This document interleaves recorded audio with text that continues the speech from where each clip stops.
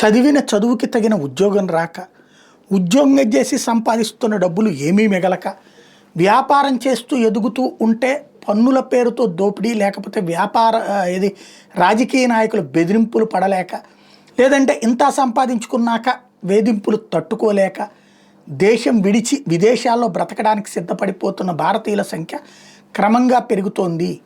ఎక్స్పర్టైజేషన్ వలసపోతోంది, business sector వలసపోతోంది. ఇది కనుక పరిష్కరించుకోకపోతే దేశానికి ప్రమాదం.